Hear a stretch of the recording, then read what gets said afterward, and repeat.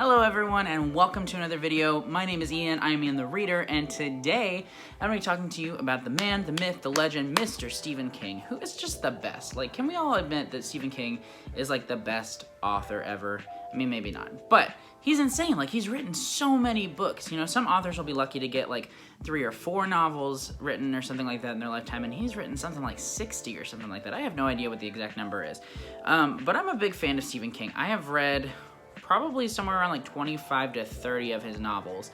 And so I understand that it can be kind of intimidating to know like where to start, because the thing about Stephen King is not only does he have so many books, but some of them are really intimidating. And then on top of that, there's just so many different places you could start that it's kind of hard to know where's the best place to get into his books. And so today, I thought it'd be really cool to recommend to you guys 5 starting points for where I think you could start with Stephen King's works, dependent upon what you as a reader are looking for. Like I said, I haven't read all of Stephen King's works, but I have read pretty broadly of his material. I've read some of his really long works, some of his shorter works, some of his earlier releases, some of his more recent releases, and he's written in a lot of different genres. I think a lot of people don't realize that. You know, he's known as like the king of horror, but he's written horror as well as, you know, science fiction, fantasy, thrillers, suspense, like tons of stuff. He's very diverse in what he's written, so I really do think that there's a Stephen King novel out there for everybody. So with that, let's go ahead and jump into book number 1.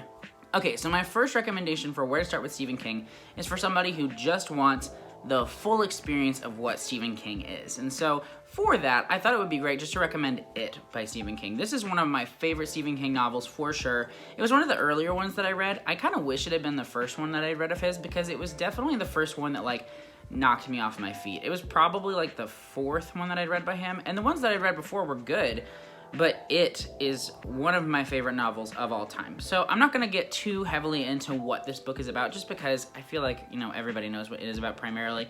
But it features Pennywise the Clown, who is one of the most iconic villains in pop culture. He's insane, literally. But the cool thing about this book is that it is told in 2 different timelines. So you get the story of these children when they're kids growing up in Derry, Maine, and they have to face Pennywise, but then you also get them like 27 years later, I think, and you get them kind of reflecting back on their past and having to face the demons in their past, and it's just amazing. This book has everything. It has, you know, beauty, it has nostalgia, it has, you know, a coming-of-age story that's really great. It definitely has horror, it's very suspenseful, and it's also just, like, amazing the thing that Stephen King did with this novel. This really is, like, in my opinion, the quintessential Stephen King book, and so that's why I'm recommending it. If you just want everything that Stephen King has to offer, you just want to jump in head first to the nitty-gritty of Stephen King, It is a fantastic starting point. There definitely is one weird moment in It that I can't really justify. Like, I kind of get what he was trying to do with that moment, and most of you have probably heard about that part, but yeah, I can't justify it, but other than that moment, this book is pretty much perfect in my opinion. My second recommendation for where to start with Stephen King is somebody who really wants to get into horror, who wants a really horrifying experience, who wants to be scared, who wants like the really scary aspects of Stephen King, because It definitely has those moments, but I think that there's so much going on in that novel that there's a lot more than just the scary aspect. And so with one that's a little bit more focused on the horrifying aspects, in my opinion, I'm going to go ahead and recommend Pet Sematary. So this book is scary, and in my opinion, it is the most horrifying of Stephen King's books, but not just because of the actual horror aspects, because some of the scariest moments for me when I was reading this book were not the things that were supernatural or really, really crazy, but just the dark realities of what can happen, you know, just in life, and just the tragedies that people can face. This book has a lot to do with grief and about the loss of a family member, and just how grief can drive you to do some really reckless things. But if you don't know what Pet Sematary is about, it follows a family that moves to a new house, and it's kind of out in the middle of nowhere a little bit, but there is one major road that goes through their neighborhood. When they move into their new house, they get to know their neighbor across the street. He becomes kind of like a family friend, and he eventually introduces them to the fact that near their neighborhood there is a pet cemetery where people have buried their pets that have died on the major road that is right by the house.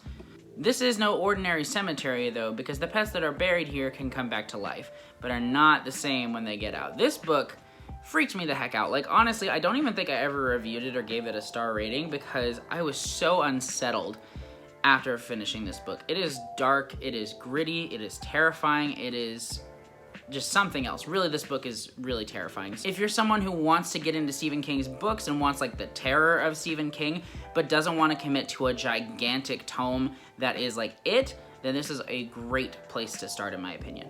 The third recommendation that I wanted to offer to you today is for the person who typically loves thrillers or suspense books. And in this case, I'm gonna go ahead and recommend Misery, which is just so good. Oh my gosh, I think about this book all the time. I read this last year and it made my top 10 and is probably my top 5 Stephen King books of all time. Misery is really like a suspense story, like a thriller. It's not like a horror book, and I don't really think there were any supernatural aspects to it. Maybe there were some minor ones, but I can't remember. But yeah, this is great for the person who just typically loves to read a good mystery suspense thriller. It's not really a mystery, it's like a suspense thriller.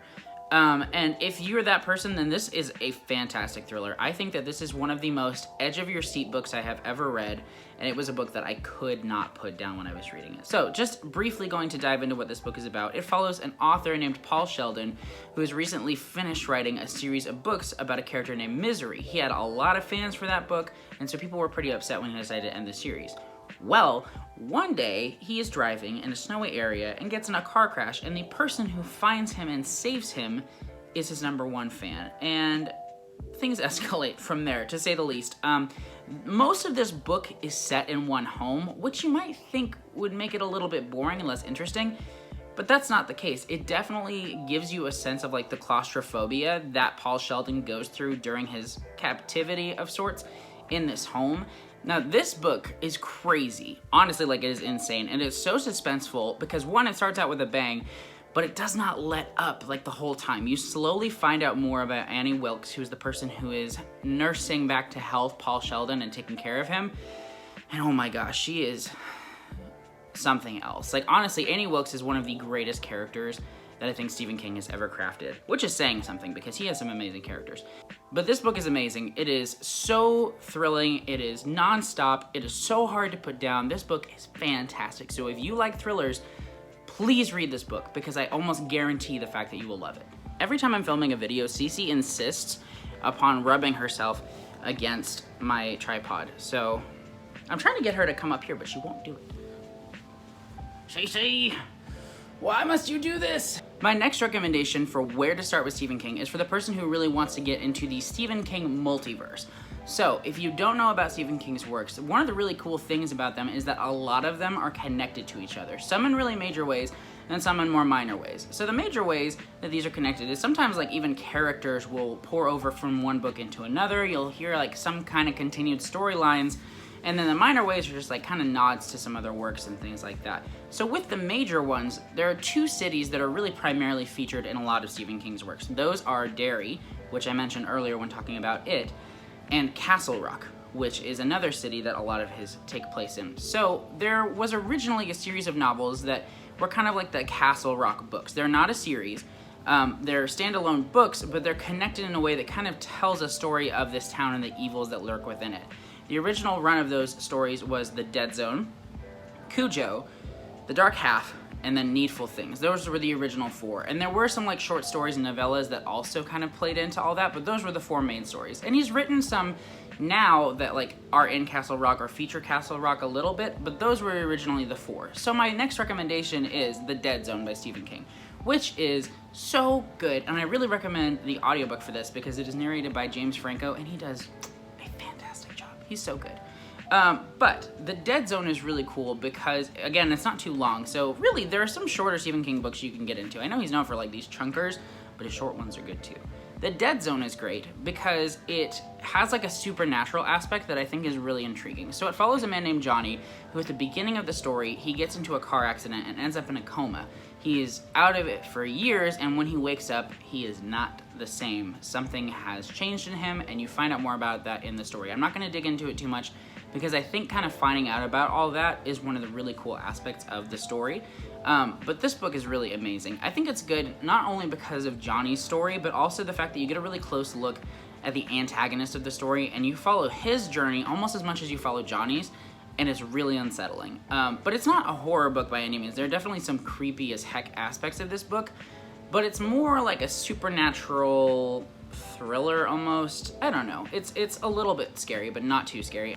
I think this book is really good because it gives you a small taste of like the Stephen King multiverse. There are definitely some that are more interconnected than these stories, like everything involving his Dark Tower series. There's a lot going on there, but with these, it's kind of like a small scale version of that, so you can kind of ease into that multiverse aspect without being overwhelmed by trying to carry on all these different plot points. It's very easy to follow, and it's so good. The Dead Zone is amazing. I highly recommend it.